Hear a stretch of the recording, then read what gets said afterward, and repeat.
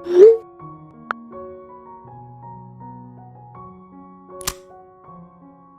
Guys, welcome back to another part of romantic artist. तो जैसे कि हमने लास्ट पार्ट में देखा था, शुजिनशु शेनशिंग को बताता है कि उसे टिंगयुन ने एक जॉब इंट्रोड्यूस करवाई है। वो चीज़ सुनने के बाद शेनशिंग बोलता है मैं तुम्हारे साथ कल चलूँगा। और ऐसे ही दूसरे दिन वो वहाँ पे आ जाते हैं जहाँ पे उन्हें बुलाया गया था। शुजिनशु और शेनशिंग देखते हैं कि वहाँ पे वो लड़का खड़ा था जो कुछ टाइम पहले उसकी वीडियो शूट के लिए शुजिनशु को परस्यू कर रहा था। वो चीज़ देखने के बाद वो दोनों थोड़ी हैरत करते हैं। वो लड़का आगे बढ़ता है, वो बोलता है मुझे पता था शुजिनशु, तुम्हें टिंगयुन ही मना सकता है। मुझे खुशी है कि तुमने इस बात के लिए एग्री किया। वो चीज़ सुनने के बाद शुजिनशु मन ही मन में टिंगयुन को कर्ज कर रहा था।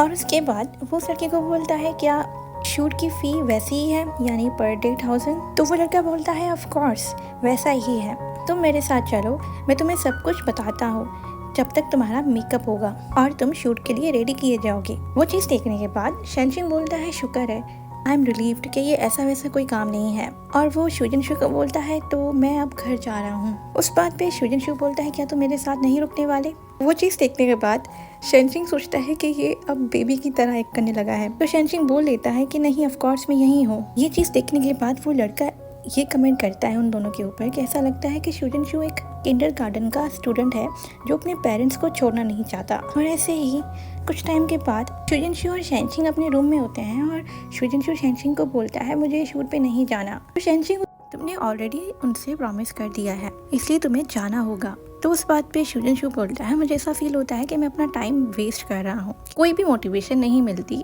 ये चीज़ करने में। और वह फौरन से शेनशिंग को सोफा पे गिरा देता है और उसे बोलता है प्लीज़ अब मुझे तुम ही मोटिवेशन दे सकते हो। वो सुनने के बाद शेनशिंग बहुत ब्लश करता है और वहीं पे उनकी चीज़ें स्टार्ट हो जाती हैं। दूसरे दिन शुजिनशु अपने शूट में ही होता है और वो लड़का उस पिक्चर्स को देख के बहुत ज़्यादा खुश होता है और वो ये बोलता है जैसे मैंने कहा था ये सब कुछ वैसा ही है। उस बात पे उस लड़के से पूछता है क्या शुजिनशु का रोल इसमें स्पिरिट का है? तो वो लड़का बोलता है हाँ। वो स्पिरिट सिर्फ उस लड़की को ही नजर आता है, वो भी उसकी ड्रीम्स में, क्योंकि वो अभी भी अपने पास्ट में रह रही है। और ऐसे ही वो लड़का कट बोलता है। वो लड़की जो उस ड्रामा में शुजिनशु के साथ शूट कर रही थी वो आती और शुजिनशु को बोलती है आज बहुत ज़्यादा गर्मी है और आज बहुत मुश्किल हो रही है ना शूट करने में। तो फ़ौरन से शुजिनशु वहाँ से निकलता है और बस यही बोल के जाता है कि हाँ बहुत गर्मी है इसलिए मुझे जाना है। इस बात पे वो लड़की बोलती है हाँ चलो फिर हम अंदर जाके बात करते हैं। बट शुजिनशु सीधा शेनशिंग के पास चला जाता है। शेनशिंग उसे बोलता है कि तुमने आज बहुत ज़्यादा हार्ड वर्क किया है इसलिए तुम कुछ पानी पी लो। बट शुजिनशु पानी पीने के बजाय वो बॉटल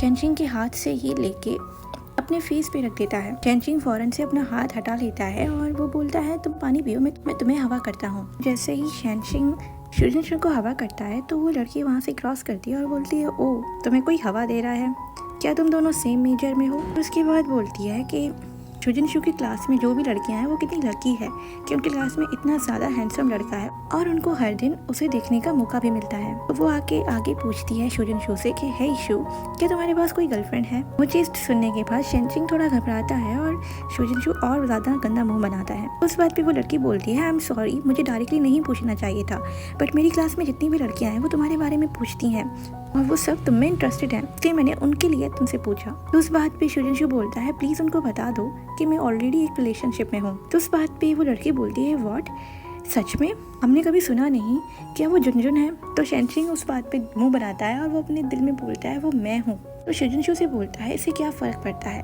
बस तुम लोग ये जान लो कि मैं ऑलरेडी एक रिलेशन में हूँ। तो वो लड़की बोलती है कि ऑफ कोर्स इससे फ़र्क पड़ता है, हमें जानना है उस लड़की के बारे में, व्हाट इफ हमारे लिए कोई चांस हो स्टिल। उस बात पे शुजिनशु को और गुस्सा आ जाता है और वो बोलता है देयर इज़ नो चांस और नो व्हाट इफ। तो उस बात पे वो लड़की शेनशिंग को बोलती है कि तुम दोनों, बात पे वो लड़की बोलती है वाओ तुम बहुत ज़्यादा कोल्ड हो।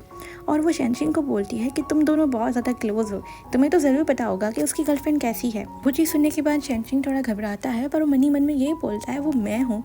बट वो उसे बोलता है वेल, बट उससे पहले शेनशिंग कुछ बोले उनका वो फ्रेंड जो शूटिंग करवा रहा था वो उसी टाइम आवाज़ दे देता है कि इनफ रेस्ट, चलो अपना मेकअप सेट करवा दो, हम शूट को फिर से स्टार्ट करने वाले हैं। तो शेनशिंग फ़ौरन से वहाँ से हट जाता है और वो सुनता है कि वो उसका फ्रेंड जो ये फ़ोटोशूट करवा रहा था वो बोलता है कि दैट्स ग्रेट, ये शुजिनशु बहुत ज़्यादा फोटोजेनिक है,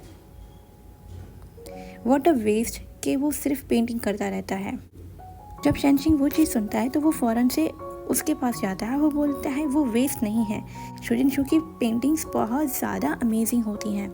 हम ऐसा बोल सकते हैं कि अगर वो पेंटर नहीं होता तो उसकी वो स्किल वेस्टफुल जाती।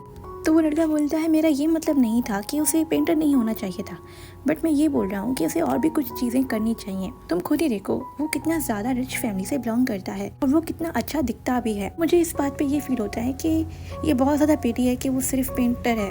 उस बात पे शेनचिंग बोलता है पर वो किसी और चीज़ों में इंटरेस्टेड भी तो नहीं है। तो वो लड़का बोलता है जो चीज़ हमारे लिए परस्यू करना मुश्किल है उसके लिए बहुत ज़्यादा आसान है। उस बात पे शेनचिंग अपना फेस डाउन कर देता है और बोलता है हाँ, हम अपनी कितनी भी कोशिश कर रहे हैं पर आखिर में हमें कुछ भी नहीं मिलता। ऐसे ही उनकी शूटिंग स्टार्ट हो जाती है और शेनचिंग स्टिल अपनी सोच में होता है और उसे वो चीज़ बहुत ज़्यादा दिमाग में लग जाती है कि हमें कुछ भी नहीं मिलता। और मन में यही सोचता है कि आई नो ऑफ कोर्स कि ये एक बहुत ज़्यादा टफ पाथवे है। और उसे वो सारी चीज़ें याद आती हैं जो चीज़ें उसे एक कस्टमर ने कस्टमाइज़ करते हुए बोला था, यानी पेंटिंग को कस्टमाइज़ करते हुए। वो यही सोचता है कि मैं कुछ बोल भी नहीं सकता पेंटिंग के अलावा। ये सारी चीज़ें सोच ही रहा था तो उसके फ़ोन में रिंग बजती है और वो देखता है जब तो डर जाता है कि उसे लगता है कि वो उसका कस्टमर कॉल कर रहा था, बट वो शेनयांग होता है। वो उसे पूछता है शेनयांग क्या हुआ। वो शेनचिंग से बोलता है शेनचिंग मैं अभी जो भी कुछ बोलने वाला हूँ तो प्लीज़ तुम कामली वो चीज़ सुनना। तो वो उसे बताता है कि लिटिल वान का कार एक्सीडेंट हुआ है। ओके गाइस, मैं इस पार्ट को यहीं एंड करती हूँ। आपको तो पता है ना लिटिल वान शेनचिंग की बहन है। आई होप आपको ये पार्ट भी अच्छा लगा होगा। आई नो ये पार्ट थोड़ा छोटा है बट गाइस मुझे एडिटिंग में थोड़ा इशू होता है इसलिए मैंने पार्ट को छोटा ही रखा है, but I will upload next part very soon. मिलते हैं अगली वीडियो में, बाय बाय।